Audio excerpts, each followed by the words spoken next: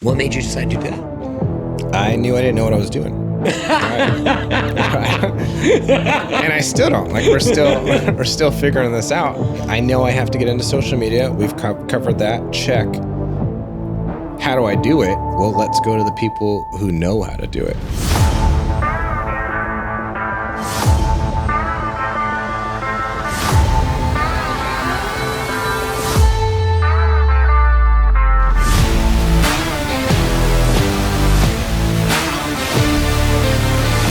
Hello, welcome to Evolve Your Brand podcast. I am your host, Aaliyah Merkes, and our show is owned and produced by the wonderful Icon Industries.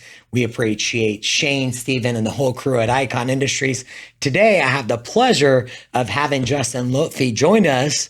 Justin, thank you so much for joining us. Thank you for having me. I'm not going to box you in, but you're a lot of things. I would say first and foremost, father, husband. Yeah. Those are probably mean the most. You gotta go husband, father, right? Husband and father. And entrepreneur. Yeah. You served in the Air Force. Thank you for your service. Thank you. Iron Man. What else you got? Just keep going. Yeah, brown, bald man, adequately good looking. Like we're, Oh, adequately good looking. I don't say like Dwayne Johnson level, but maybe one day we can get there. There you go. See, brown, bald man. You understand. It's good. It's good. Yeah.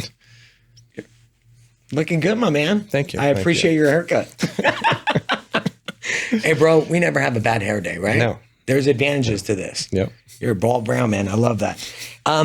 You said one of the things that I want to start with was you said things are possible. Yes. We were talking about that. Yes. What does that mean? I was having a conversation with my dad about this yesterday. Like, I really and firmly believe that in this country, like hard work can get you anywhere you want to go, wherever that means. Like, and it doesn't mean the same thing for everybody, but I truly believe, like, no matter what your background or your parents or not any of that, like, no matter where you want to go, you can do that here if you put in the work. And so, like, that's what's important to me. Like, that's what's important to me to show our daughters is that whatever it is, you can do it if you put in the work. How old are your daughters? 3 and 1.5. Okay. As a father, what's the most important thing that you want to teach them? Probably 2 things. One, like with life, that hard work will get you whatever you want. But 2, I think my wife and I do a really good job at, or I'd like to think we do a good job at showing them that we take care of other people when they need it. So we always take care of other people, and I get teased about this too because people will stay at our house for a long time, and we'll like. If you called me up and said, "Hey, look, I'm down and out, and I need a place to live for a bit. Like, you can come live with us," and we've done that more than once. But it's important to me. Like, you take care of people. So, where did you pick up that attribute? That by the way, that's incredible that both you and Andrea are that way. So kudos to you for role modeling what you believe, because I think making an impact is so important. Where'd you pick that up from? I think I'd have to give that one to my dad, which ironically, he's one of the people that tease me. He's like, "Oh, you got another person staying at your house." But I tell him, I was like, I didn't come up with this on my own. Like, if you've always taken care of everybody around you, that's all I'm doing. Do you and Andrea talk about that, about what it means to be able to give back? For sure. We're going to talk about your successes, but yeah, I don't know, when you look at the things that we have in life, it's a lot more than either one of us ever imagined, right? So, like, growing up, I remember thinking, like, if I could just make $100,000, like, that would be amazing. I never dreamed of this life that we have now, and neither did she. And so we have everything more than we've ever dreamed of, and so it's important for us to take care of other people, and so that's more of the focus of how we do things versus like, how do we get more? Like, we have everything that we've wanted. The things that we think of now are things we never thought of before. Justin, congratulations to you both. Like, it seems like you both have happiness and peace and joy, and it's amazing. We are fortunate, to say the least. Like, yeah, we're very fortunate, the two of us. Well, I think once, I've had the pleasure of getting to know you a little bit. I think once the, audience hears your story about like the hard work part of it and how much you like, it's a really cool story. I think that's where I bonded with you, is that when I think about you, I do think what is possible, because if you could do it and you were so humble about it. So can you talk about that? Like, how did you find out about White Feathers? Like, talk about that and how you connected with Buddy Rushing. So I was in a really great job. I'll tell you, I was COO of this company, Cherokee Wood Products in Upland. And it was awesome because I love like making things. If you come to my backyard, like a pergola and bar and shed, like all of that I built, and I really enjoy that.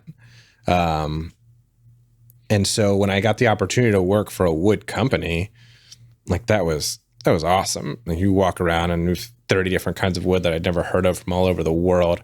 And when it came to working for somebody else, like I don't think I could have ever found a better job. But I also knew that there was nowhere for me to go from there. I had worked for Amazon before that, so I knew I didn't want to go to a bigger company. I was already an executive, so my only upward route with the corporate ladder would have been a bigger company executive role, which I didn't want to do. And so I knew that I had to find something different to grow professionally. And so I reached out to a few mentors, and one of them pointed me to the real estate accelerator at White Feather. And I'll tell you the truth, we were not sure we were going to sign up because it was more money than we had ever spent on one thing before. It was $7,000 to sign up. And that was like, although I was making good money, we didn't have great financial decisions. So the idea of spending $7,000 on one thing was a lot. And we probably took, I don't know, months, 2 months to decide if we were really going to do it. And then when we were like, okay, let's go at this, we just jumped in with both feet. What was the deciding factor? I mean, it took 30, 60 days. What was the deciding factor that made you pull the trigger? I think, I don't know. I think we knew that was going to be the right answer. Like I knew that real estate would be the right answer because we had to invest, and I had called Greg, who's the COO of White Feather, a lot in that time, asking him questions about market analysis and like we had X amount of dollars. Where do I invest this? And so it was at the same time, her sister was trying to find like coaching programs that she could go through for her own growth because she's like a very successful architect, and she was trying to figure out, okay, I need to find growth programs. And so I think, us kind of doing that at the same time helped as well. But I don't know. We came to a day where we're like, all right, we're going to do this. And my wife, she's super supportive. If I sign up for something though, and it's expensive or whatever it is, she's like, well, then you better like go all in with it. And so that's how I took the course. She's your accountability partner. She is. Does it apply just to business, or does it apply to other aspects of life? No, I mean, you, even with the Ironman races, it's, really? Yeah, for sure. Because it's a lot of hours to bike or run or race. And so if I don't do those things, or like say I want to go out drinking on a Friday night with friends, but that we've got a race coming up, like she's going to tell me. Amazing. Yeah. Amazing. How do you two work on your communication? Like what keeps the communication healthy? I would say trial and error. Like we're in a great place now, but I mean, we've been married 5 years now. And so, our first year was rough. First year I was in the military, I got deployed to Iraq. So learning how to communicate through all of that, we had to really grow together, which has made for us to have an amazing relationship that we have today. But there's, you learn how to live with somebody and how to bond and grow with somebody to that point. Right. What do you love about Andrea the most?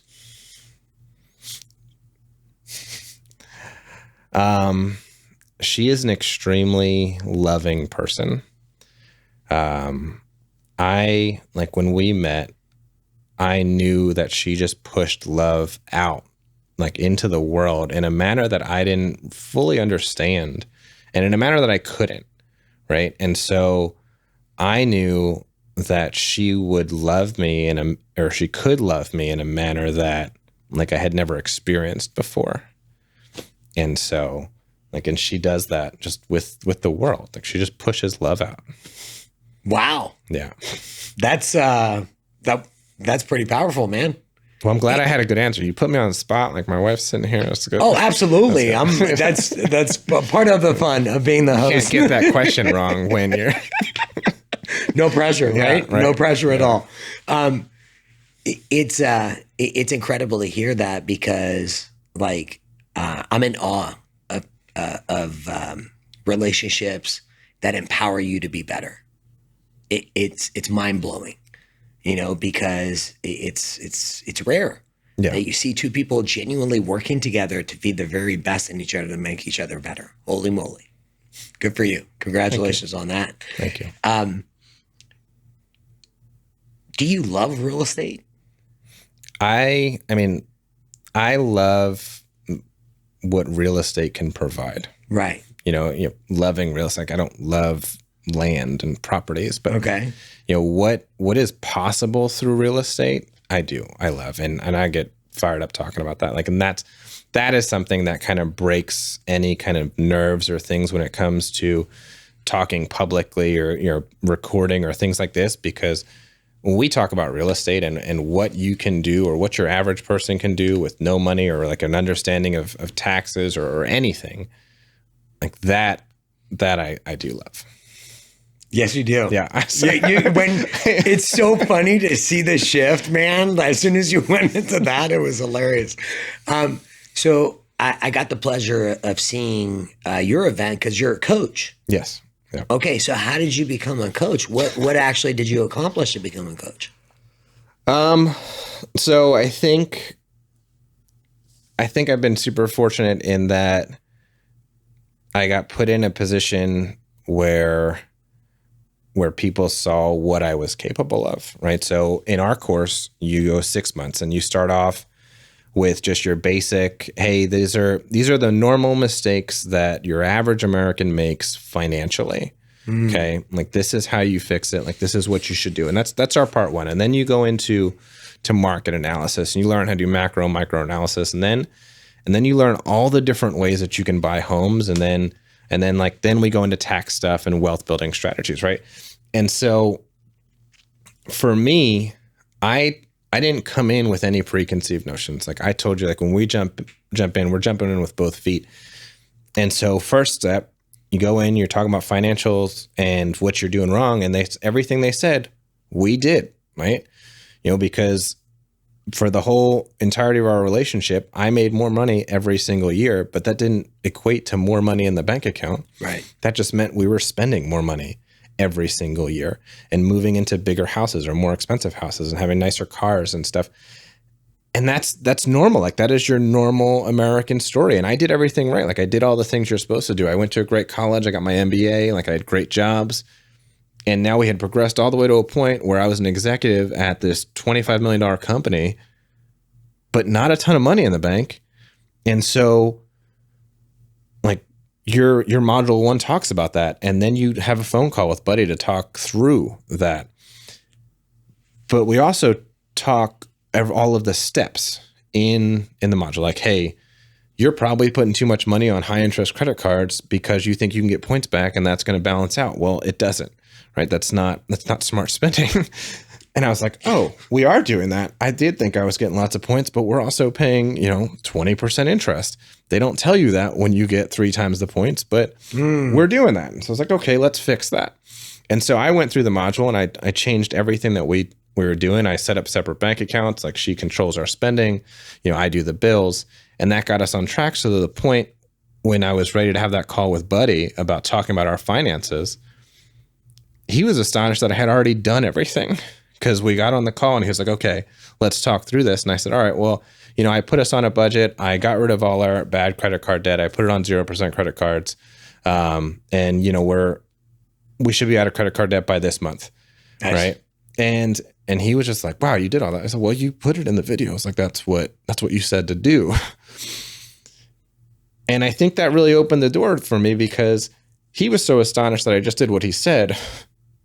That's what I did for the rest of the course. Right. So we started and I bought one long-term rental in Alabama because that's about how much money we had, 25% down. That house is awesome. I love it. Then we learned. What's your cash flow? Did you hold it? Yeah, we still have it. It's cash flow's like $200 a month, maybe. But I bought it at a 6.5% interest rate and put 30 grand down. And I don't do anything. Like, it's managed. All I get is a check every month. So that's my favorite type of property, right? Then we learned about syndications, and we learned that if we teamed up with other people, we could buy more properties. So we did that. Like, we teamed up with other people. We bought 2 short-term rentals in Daytona Beach. They're still running as short-term rentals today, right?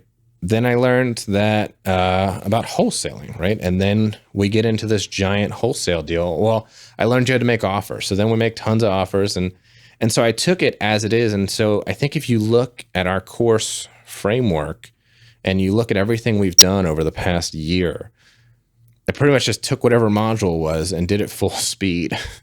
And same deal with our taxes and, our estate planning, like all of that. We just did it full speed without question. So now I'm at the point where if you're come into our course and you want to learn about how to make offers, you want to learn about long-term rentals or short-term rentals or, doing a syndication or your tax stuff, I can talk to you about it because 1, I took the course, and then 2, I did everything they said in the course full speed. What was the most challenging part of doing everything full speed? I think just getting started. Okay. The thing that I have the most trouble getting people to do is making offers. So I have trouble getting like our students to make lots of offers.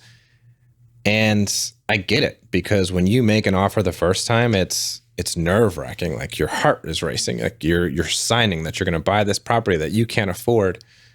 And like mentally you're thinking, oh, I have to buy this property. But when you learn about really all the contingencies that are in place and the inspection contingency and, before the EMDs do and the financing contingency and all this stuff that is there to protect the buyer, like you're safe. And that's hard for me to teach somebody. And it was hard for me to get over at first. Right. But it's the same deal. Like I told you, I'll jump in with both feet. So I did. Like I made over 100 offers in 4 months. And so by the time that we got there, like I'll make offers over the phone now. Like it's not. Say it again. How many offers in 4 months? 124. Exactly. Yeah. That's you made 124 offers in 4 months. Yes. Justin, I was blown away at how many people at that conference weren't connected to real estate. Mind blowing. And when you say hard work, that's the part where it was an epiphany for me. I'm like, they don't know anything about real estate. How are they doing this? And he just did the work. So what did Buddy say stood out besides doing all the work? Like, how come are you the fastest coach? Are there coaches that have gotten to your level that quickly? Because you were very driven. I mean, it was clear. Now you're doing your own. So having coaches on the course is new. Is it? Yeah. So right now, me and Dave Ortiz are the only coaches. Got it. And it's new. Okay. Dave Ortiz, wildly experienced, real estate investor. Like he had the short-term rental small group in Vegas. Okay. And so he just has this wealth of knowledge, but he's also like fully bought into what we're doing at White Feather. And I think, and I can't speak for Buddy, but I think for him, that's what was most important is finding people that he knew were fully bought into what we're doing, because you can go out and take a million different real estate courses, but I don't think you're ever going to find one that is as selfless or really not thinking about how do we make more money and more thinking about how can I take where you are today and get you to financial freedom. And that is our whole focus. And, I can show you that through example, through wholesaling and our own rentals. And Buddy can show you that. Actually, he started in wholesaling and his long-term rentals and how it worked for us. But, my job as a coach is to understand where you are, where you want to be. How can real estate be that avenue or that, that vehicle to get you there? Do you know what makes you and Buddy special being in real estate? Because I've been in it for about 6 years now. Is your sincerity of wanting to help. There is no agenda for personal gain. It comes. Yeah. I mean, there's nothing wrong with making profit and revenue. Like if you're great at what you do, you should be rewarded for what you do. You should also be rewarded for helping other people. I think that's what makes that the Veterans for Financial Freedom, White Feathers, that's what stood out to me. What stands out to you about the organization you're connected with now? I mean, it's just what you said. It's not that we don't make good business decisions, but it's not centered. Money is not the center focus of those decisions. It's how can I push so much good into the world that it is inevitable that it's gonna turn profit. We make good money.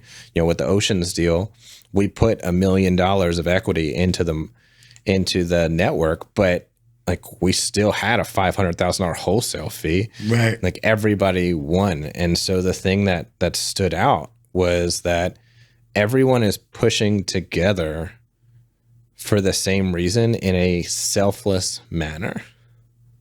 And look at the scale you guys achieve. It's crazy. Are you ready to share Ocean's 11? We can share. Let's go. I think they're ready. I love that story. Go for it.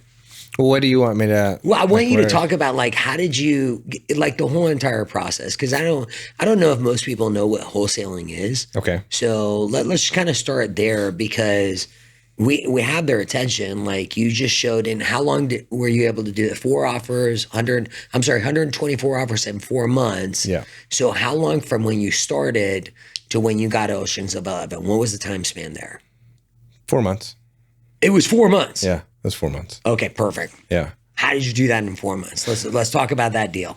Okay. And I guess, like you said, wholesaling is selling a contract. So if I get a home under a contract for a killer deal, say I get it for $20,000 off, and you're looking for the same type of home, I can sell you that home, but mark it up 10 grand, and then I make 10 grand, but you also get 10 grand of free equity. So you kind of create this everyone wins scenario, but I didn't invest any money. All I did was go out, find a great deal, lock it under contract, and put it in front of somebody who doesn't want to go out and look for deals, but just wants to buy deals. And so that's how wholesaling to me should work. You create everyone wins scenario. The seller gets to sell their home, which they want to do. As the wholesaler, you get to make money, and then you also get to get a great deal for somebody who's looking to invest in real estate. Right. For Oceans, I didn't go out looking for a portfolio deal.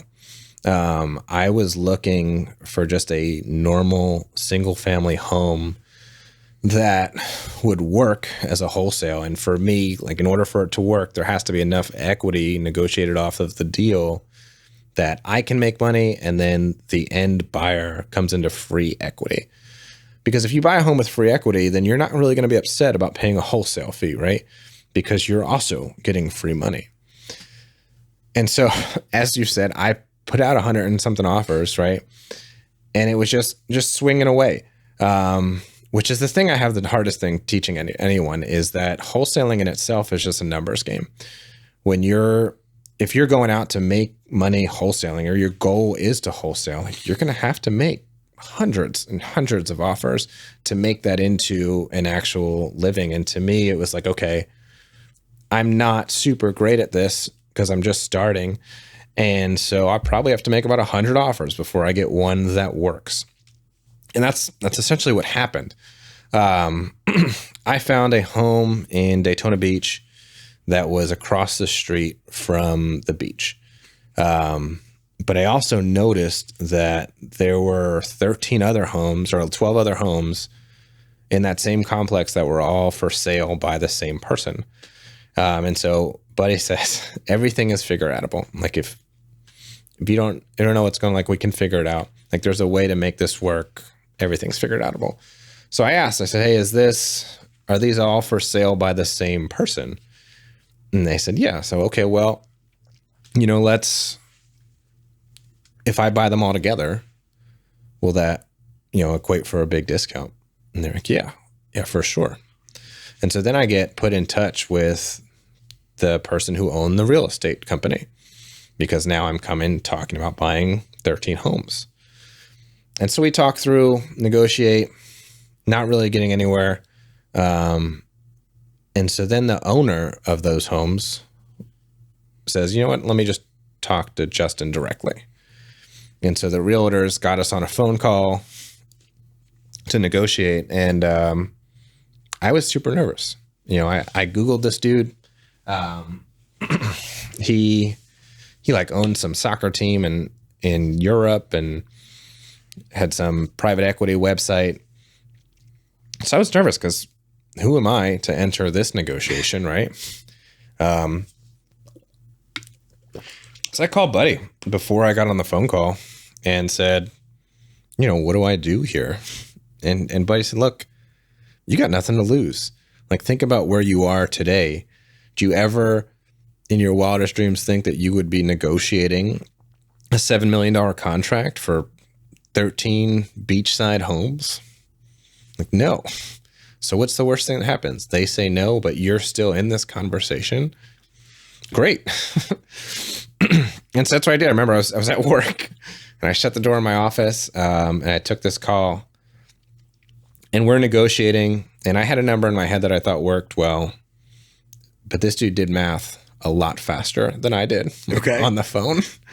And he was negotiating in like his own wholesale deal, like his own wholesale fee, which I thought was really weird, right? And so when I would take number off the top line, he would just add it to like some fee on the back line, until I got to a point where I realized after the phone call that I didn't really negotiate that much off because he just kept moving the numbers around. Right. And so it didn't work. Like the numbers didn't work for us. And so we walked away and I was like, all right, like, I'm sorry, this doesn't work. I got a call back from the owner and said, look, I really don't want to hold these. Can we keep negotiating? It's all right. And so we got them down. They were retailing for about $650 each. We got them down to $535. At $535, there was still not enough space for us to retail them, because the way that we looked at this initially was, could we buy them and flip them? Right. But because of realtor fees on the front and realtor fees on the back, if we would have bought them with like a hard money loan and all the interest, it still didn't work. And so at $535, I had negotiated over $1 million off the contract and it still didn't work. And that hurt. Like understanding that I had taken $1 million off and the numbers still didn't work was something that like I had to get over, because I thought I had accomplished something, and I did, right? I accomplished, like we said before, I don't know how I got in that room in the first place, but I was in there. And I also negotiated $1 million off the contract. Like that in itself was a gain. But in the moment, I had put myself in this gap where I was thinking like, I should be here. I'm back here. Like, damn, like I'm supposed to be, we didn't get the deal. And that was the wrong way of thinking. And to kind of like sidebar, I got introduced a book called The Gap and the Gain, which talks about that, where, normally people measure themselves like, I'm here, this is where I want to be. And you're putting yourself in this gap because you're never actually going to hit whatever it is you want, because that idea keeps moving. Like it's always moving forward. It's like chasing the horizon versus, I'm here, this is where I used to be, and celebrating like all of that gain. Like, and that was something that I really had to learn, because I was the worst with that. Like I'll tell you, and this is my worst example of this. So when I graduated college, I got to shake President Obama's hand. He gave my diploma, and like, cool moment, right? But I got my diploma, sat back down, and I was like, all right, I'm ready to get the hell out of here. Like, let's go. And I didn't really think of how amazing of a moment that was. I was too concerned with what was next. Like, I was too concerned with, like, I'm going to get ready to go to the special warfare pipeline. Didn't stop to think, like, wow, like, you just shook the president's hand, and that is incredible. Like, look at everything you just accomplished. Wasn't my thought at all, because I had put myself in this gap. And anyway, so back to which we walked away from this deal after $1 million off. And so I just go back and start looking for new deals again, right? Because that one was dead. And I found another home in that same complex that was offering seller finance. And so I called and I said, hey, I saw this listed. I saw they're offering seller finance. I got to ask though, you'll call Mark. Does Mark have an option on these homes? Because I learned the first guy that I was negotiating with, he just had an option on all the homes. He didn't actually own them. Right. He had borrowed a hard money loan to lock them up. And so he just had the option to sell them. And so I asked the realtor, I said, hey, does Mark have an option on these? And she's like, Mark, like, I'll tell you what, that guy's kind of sketchy. Like, you don't, let me call the owner and I'll give you a call back. And so then I get another call from a different gentleman who explains to me he was the hard money lender. And he actually foreclosed on all of those homes that I originally was negotiating on. And so now... So he was trying to sell a contract that wasn't his? Yeah. Well, so, I learned that, he was trying to get out from debt that he was under. He got all these homes. He wasn't paying the loan off. And so he was in the middle of a foreclosure and he was trying to like bail out. Right. Which, in itself, like he could have bailed out for less money. I learned how much money he was in them for. He could have bailed out for less. He was still trying to make money. Right. But, greed. Yeah. Greed. And so then all those homes got foreclosed on by the lender. And then I got put in touch with the lender directly, who wanted nothing to do with owning real estate. And so we negotiated again. And I forget the number we got down to, but it still didn't work. But him and I had a good relationship, and I was like, hey, look, I'm sorry. Like, if you find something else in the future, let me know. We're gonna have to walk away because it just isn't working for us. But then again, like 3 weeks later, he calls me and he was like, look, I really don't want to go through the retail process. What price is going to work for you? And I told him the price that we wanted. He came up like 10 grand. And I said, all right, let's do that. So long story, and it was the negotiation itself was like 2 months. But it was a 2-month process. Yeah. I was going to ask you. Yeah. Like, so was that 2 months that you were talking to the hard money lender, or is that from beginning to end? Beginning to end, or beginning to contract. How long from when you talked to the hard money lender was 3 weeks, and then at that probably point, about a month. Like we talked, negotiated, walked away, and then came back. What was the biggest lesson that you learned in negotiating with the hard money lender? How come he didn't want to go retail? He's an older guy and he just wanted to lend money. Like he didn't want anything to do with homes at all. Like he would tell me like he had this yacht in Florida. He just wanted to go to the Bahamas and chill. And he had no interest in owning any real estate. Thank goodness for you. Yeah. Thank goodness for you. That worked. And see, the funny thing is, did you think about not making that phone call? It's the funny how it's those moments, because you kept on making the offer, and you said it's 100. Your magic number was 100 and you did 124. Yeah. So how many of those do you own in the Daytona? So I don't own any of the ones in the Oceans complex. Okay. We own 2 in Daytona that were outside of that. Nice. And then that one in Alabama. And how quickly have you built out your portfolio? How long have you been with White Feathers, like total? What is today? It's September, right? So 10 months. Nice. Yeah. Hard work. Yeah. Hard work. Yeah. How much do you, every time you tell that story, you still emotionally connect to it? To oceans? Yeah. I don't know about emotionally. I think, when you talk about wholesaling specifically, I'll tell you, it's actually been a little bit of a barrier because we try to teach people that you can wholesale, right? And that you don't need money to make money in real estate because you can wholesale. All you got to do is keep making offers. But then you see this giant deal that created $500,000, and then you think like, okay, that's what we need to do, versus finding one home that makes you $5,000 or even $2,000. Right. And so kind of steering back to the basics of wholesaling and, as a teacher or as a coach, it's tough when, my best example is Oceans, because I want you to learn, like, you can do this. Like, if you do this regularly and say you wholesale once a month and you make $5,000 a month or $10,000 a month, like, who doesn't want $5,000 a month? But that's your normal story. Like, that's how wholesaling should be. And it's, repetitive, and you have to go out and make 100 offers in the month and you're going to get one.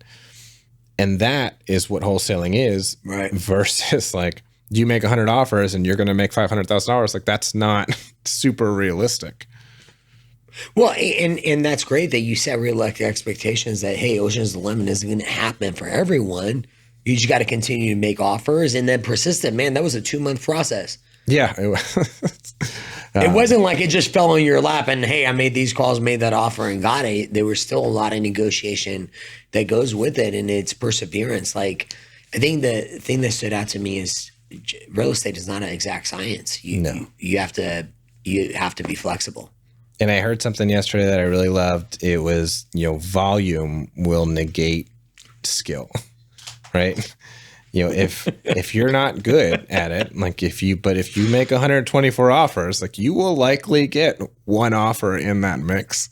And that's how I felt, but we have a good friend, Milena, who you've heard her story, right?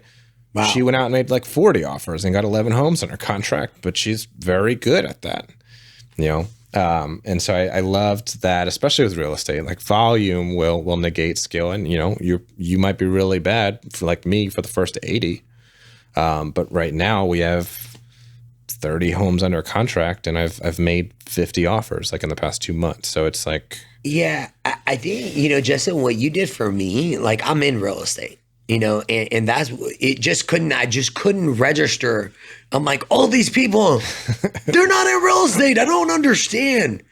You just made it more tangible for me. I'm like, he didn't know anything, and you were so like nonchalant about it. Like, yeah, I just made offers. Like, just listen to what they said, and I did it. How would you go about, like, if I want to get into wholesaling?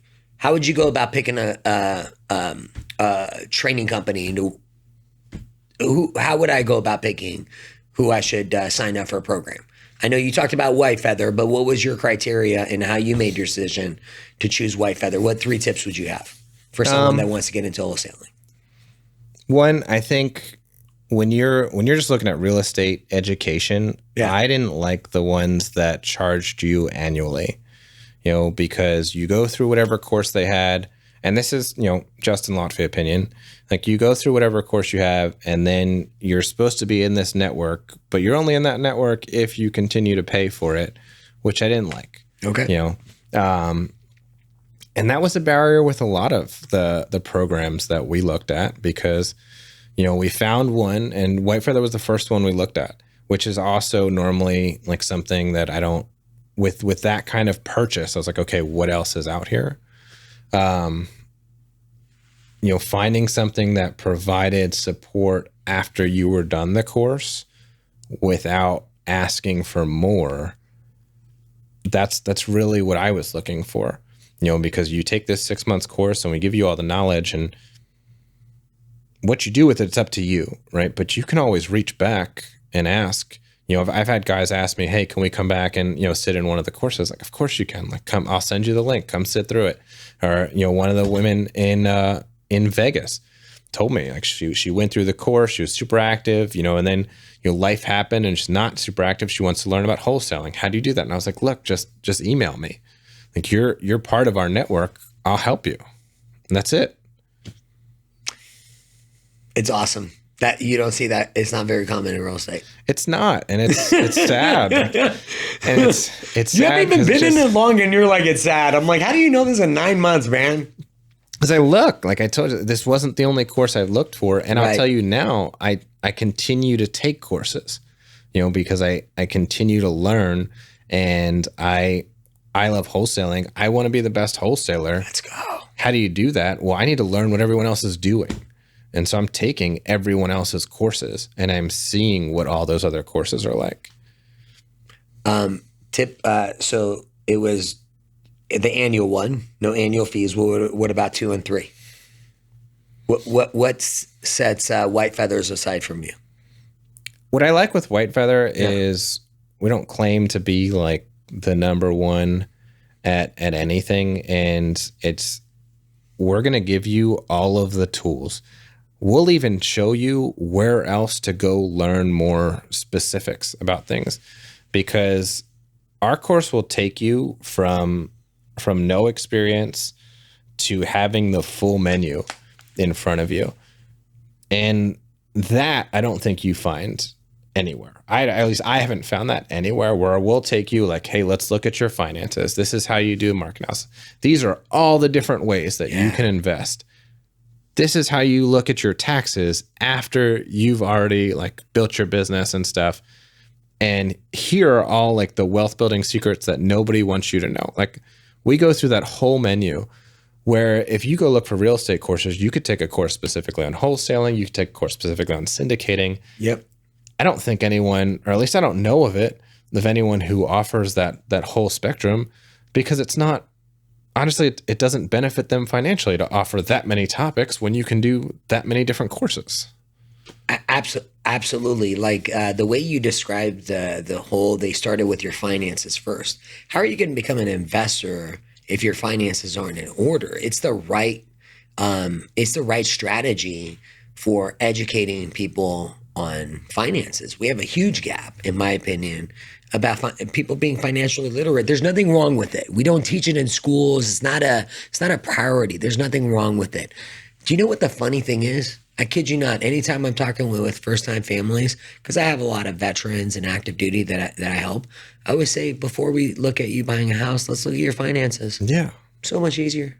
You have to, because it's not something you learn. And like I said, I will just take my own life. Like, we did everything right. Like college, master's, job, like had the title, all of it. But really, what do you learn in the States? Like, you learn that if you do all those things, and if you work maybe 30, 40 years and put in 401k, hopefully at the end of that, you can retire. But that's not realistic for a lot of people. True. And I saw it a lot with the military. In the military, you go in there 20 years, and once you say 20 years, you get pension, paid for life. What are those dudes doing at 20 years? Like, they're looking for another job. Somebody who spent 20 years in the military, maybe deployed 9 times, they're going to look for another job, because your pension might give you $3,000 a month. Right. But that's not going to let you live. It's not going to let you live here in California for sure. Like, maybe in like somewhere middle of the country, but every single one of those guys I saw, they were looking for new jobs. And so being able to take this from ground zero and teach you like, hey, these are all the things that yours is normal to think. Like, this is all the normal stuff. These are all the things you're probably doing wrong. And having someone being able to look at themselves and be like, oh, I am doing that stuff wrong. And then you have a complete runway after that. Got to know how you got what the Justin story is, like what your passion is about White Feather and all the success, financial freedom. Let's talk about your brand and how you get your message out now. So it's new. There's new to me. New, right? It's new. So I went into Air Force Special Warfare after college. And they teach you when you get into the pipeline, like, you need to erase like all of anything on the internet about you. Like, get rid of it, because like you'll deploy and then someone can Google you. That's not good. And so I remember I had an article written about me in college because I was, boxing, and I was like taking this leadership role, and I was prior enlisted. And I like reached out and I was like, hey, can you please take this article down? And they were upset because it was only like 2 years later that I had just like gotten interviewed and gone through all this. And I was like, look, I need you to take this down. I'm Air Force Special Warfare. You know, my commander says this stuff has got to go. And the dude who published it was not happy about that, right? And so I'll tell you, I didn't have like social media for a long time. I had LinkedIn when I separated from the Air Force. I didn't have an Instagram until 3 months ago. I didn't have Facebook. And so getting over that hurdle of having my life become public was tough. Because I'm not a sharer. Like I don't like talking about myself. I'm not used to people knowing about my life. I remember even like shortly after I got out of the military and my stepmom posted something about one of our kids on the internet. I was like, don't do that. These are our children. Like, don't put them on the internet. So making that adjustment was really hard, like very hard. I can feel it. I can feel how hard that was for you. But I had to understand the necessity of it. You know, my goal is to show people that what you can accomplish through real estate. Like I love what you can accomplish through real estate, and that's available to everybody. And I will tell you, like I enlisted in the Air Force when I was 19 because I was super pissed off at life. And that's such a normal story. Like you find these 18, 19-year-olds that are just pissed off at life, and they look for something to escape. And a lot of times that's the military. And I was that person, right? So for me, like my goal is to show that man or woman who thought like their best option was to join the military, and now, you know, their idea of what life can be is still caged in a manner of, you know, my best option today is to stay in the military for 20 years or 30 years because then I can retire or whatever, which isn't bad. Like that's great if you love doing it. And I'm super thankful for the people who do. I want to show you what's possible for your own life so that if you do love the military and you want to stay in for 20 years, you make the right decisions along the way. So when you get out and you're 45 years old and you can just live life because you earned it. Like you earned it. Way beyond earn it. Way beyond. I don't even know what to say. Like some of the people I met were incredible. Like the stories, it was just the people, the energy. I'm such a huge advocate for your cause, like what you guys are doing to impact people's lives. We need more of that. We really do. So it's crazy that you talk about like it sounds like you have a duty that, you know, if I'm going to do this, I got to be on social media. Yeah. You know, so that, you know, thank you for that, because Justin, you are making a difference. I will share it with you. Just being in real estate, I really think we need more positive message. And I think people are going to see it and they'll be like, okay, so he's basically saying I'm not special. I just took the risk and I did the work. And it's like, congratulations to you on all that. So when it comes to branding, you hired Ryan Pineda. He's huge. Like I'm a huge fan. Talks about podcasting, really has great insight on his branding. Yeah. How come you made that? Because that's huge. You didn't have social media, and then you go and hire like one of the premium, I would say, influencers in the real estate space. What made you decide to do that? I knew I didn't know what I was doing. Right. And I still don't. Like we're still figuring this out. So to me, it was, okay, I know I have to get into social media. We've covered that. Check. How do I do it? I'm like, well, let's go to the people who know how to do it. You know, if I wanted to start a podcast, like I'd ask you, like I say, hey, how do you do it? And you would tell me what to do and whatnot. And I would listen to you because you have a podcast and I don't. Like they have a social media presence. Like that is their entire business. Right. And so I went to them and said, hey, okay, how do we do this? And what was cool was Buddy went to a different company and did the exact same thing. And so then him and I would come together and be like, okay, this is what I learned. This is what I learned. Because he was in the same boat. Like he understood the need to come on in social media. And so went out and found a social media coach. It's so cool the relationship you and Buddy have. You could just see the synergy and how you help each other get better. I think it's cool because I think even for the four of us, I'll say, like with Kimberly and Buddy and me and Drea, like we found people that have the same philosophies on life, and you find somebody who not only enjoys life and thinks about life the same way that you do, but also has the same drive and motivations. It's been awesome. And we've only known them for 6 months or so. I mean, we've met Kimberly for the first time in, I don't know, March or April. No way. Yeah. Outsider looking in, you would have thought you're all. I mean, you were hanging out. You would have thought you've known each other for years. But I think that's how as close as we're growing that fast, because there's nothing that Buddy couldn't call and ask me for, and I'd be there. And it's the same way for him. I know that if I called him and needed something, like he would be there, like a lifelong friend. Is that? Do you think that's rare to find people like Buddy? Yeah, for sure. I think so too. It's great dynamic. I just I've been wanting to do this with you for a while, just because it just really resonated your story, and I think that's a fun thing about opportunity. I think we were talking about that offset. We're talking about the opportunity that you're given in this country. Do you mind talking about that for a sec? And I am a firm believer that, like, you in this country, you can do or you can be anything you want if you're willing to put the work in. Like, I'll tell you, so I grew up in Philly. I'm a big Philadelphia Eagles fan, but I didn't watch basketball ever. Like, I think I've been to one basketball game my entire life when I was stationed in San Antonio and went to a Spurs game just because I got to meet Tim Duncan at college. Like, he visited our college. So I was like, I need to go to a Spurs game. So we went, right?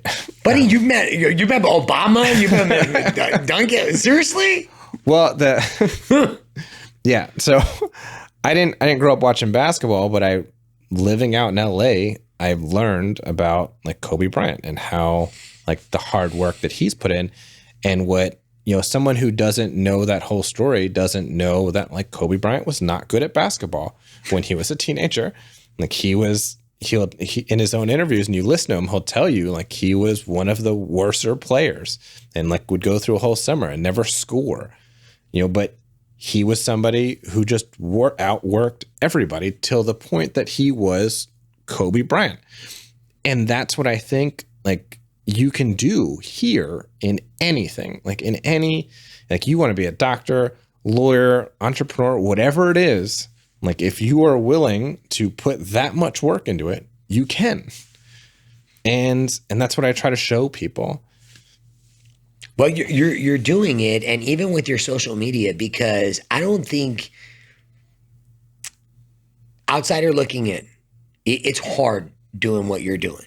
I see it all the time. I'm in an industry where it's filled with entrepreneurs, and I think some of the best entrepreneurs are in real estate because they have to get out. Everything is relationship based. Everything is reputation based.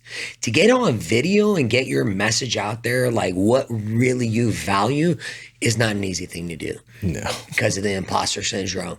And that's when you share with that you didn't have anything. That's what blows my mind away. Like how comfortable you are, even though you say, hey, I don't like talking about myself. You're making it work, and that's the most important thing. So I give you kudos for just putting yourself out there to be vulnerable and show people that you can do anything that you want. You just got to put in the work and also have the right cause, because you guys are about giving back. I appreciate that. Seriously. Final thoughts, and then we're going to, obviously, I would love to have you come back, and we're going to talk about this journey. So are you going to become a hardcore coach with White Feathers? Like, are you going all out on this thing just as passionately as you are with wholesaling? Yes. So right now, my two focuses in real estate are wholesaling and coaching. Okay. I just spent I'm coaching right now. This cohort coaching with Buddy. So Buddy's been running, and then Dave and I have been coaching. And that's been such a cool experience. Like, absolutely awesome. I'll tell you, favorite thing, and I told you how Oceans was kind of a hindrance, but we also had one person who's in the course right now, see oceans and be like, I could do that. And went out and did it. Like he went out, locked up 12 townhomes in Melbourne, Florida, and had a $240,000 wholesale fee. So you already did the one person. Yeah. Because I heard their story. Yeah. And I love it. Like and him and I talk all the time because he's still out making offers. Even though we got to a point, I said, hey, look, you need to stop making offers. And you don't want to say his name? I don't put other people's business. I got you. Right? I got you. Good for him, though. Whoever you are, we're happy for you. Man, power. Are you shocked that somebody heard that story and went out there and freaking did it? It's the thing that makes me most happy. Honestly, it just and now him and I talk frequently because he's still out making offers. So he called me yesterday. I hold a weekly coaching call with people who are looking to do this and who are making offers frequently within White Feather and who want to wholesale. And so I have a weekly coaching call with those people, and he's one of them. But he's out there he took exactly what I did and then times it by 3. And so he's made 300 offers, right? In 5 months. And so we talk all the time in that he'll call me and say, hey, I've got this, like, how would you take this down? And I love it. It makes me so happy to see somebody who like just took exactly what I did and then multiplied it, and they're crushing it. And so in the upcoming year, like for real estate, to kind of come back to your original question, my focus is going to be on wholesaling to continue. And the whole purpose of that is to continue showing what's possible, right? And pushing that to its limit while coaching. And, we've got a cohort that'll start in January, another one that'll start in the summer. This one ends in November. And I love it. Like, I absolutely love being able to connect with these people and build these relationships and seeing like somebody progress from being scared to make offers to, one of our students, she has now a spreadsheet of like, I called this person. This is like a little blurb about their life. This is why they want to sell. And now she's like 20 offers in, but had to get over that hump of like, okay, I have to make offers. And I love it. I do. The pride that you get as a coach, you could hear, like, because you're going to learn from them too, because they're doing some different things too, right? Yeah, that's 100%. That's freaking great.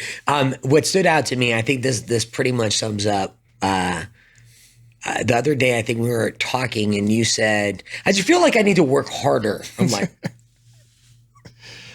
okay, I freaking love this guy. I'm like, I need to do more. How come you got to do more? We're going to finish with that. How come where does that come from that you got to do more? I'll tell you a story and it'll kind of loop back around. So growing up, I had a really good friend, Nick. He wanted to be a pilot, right? So he enlisted in the Air Force as an intelligence specialist with the goal to become a pilot. And so on his wall, he put just notebook paper, said, never be outworked. So every day, like, he would leave and he would see this as never be outworked. And anytime something came up, like deployment to Afghanistan, he would volunteer, or like trip to, I don't know, Iowa for something like training mission, like he would volunteer, to the point where when they were looking for pilots, like he was the first person who they thought of, right? Now this dude is one of the best fighter pilots in the Air Force. Like, he just got invited to teach at the Air Force's Top Gun because he's like that good of a pilot.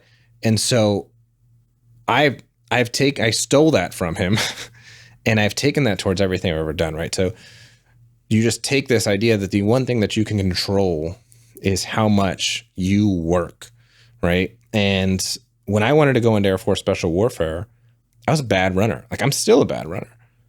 But I would get up at 4 a.m. and run mile repeats before class because I knew the level of running I had to get to in order to get into Air Force Special Warfare. And it was the same with real estate. I knew you had to make offers. I also knew how much offers everybody else was making, or how many offers everybody else was making, because we have a spreadsheet which shows. And so I knew I wanted to make the most offers. I knew that the biggest wholesale prior to this was $50,000, and so And I also knew that like you could be a top performer in the course if you did X, Y, and Z. And so when we started the course, I learned like there's this wholesale is 50 grand. Like you have to make lots of offers. And so I told my wife, I was like, all right, I want to beat this wholesale fee and I want to be the top performer in this course. And so today, like we've done all these things and we've got Ocean's 11, which now we have the short-term rental company, which is crushing it. If you ever want to stay in Daytona Beach, check out. That's Onyx? No. You have a different. Yeah. So we have a short-term rental company that manages all 11 homes. Got it. That really my wife does most of the work for. So if you ever want to stay in Daytona Beach, go check out, Bella Vita Vacations. There's 11 beautiful homes that my wife decorated that are all running. Like, we're going to put the link in. You guys have a link in the website and everything. We do. Done. Yeah. We'll put that in the for the YouTube. Plug our thing. But now, like now I'm at this point where I don't feel like I'm the hardest worker in the room anymore. Like, and I need to be. Like, I need to, because if I just stop, then what? Like then we fall, right? And so I told you, like, my goal was to be the best wholesaler. And, back to your Kobe reference is like, what made him the greatest was he studied everybody else and then did it better.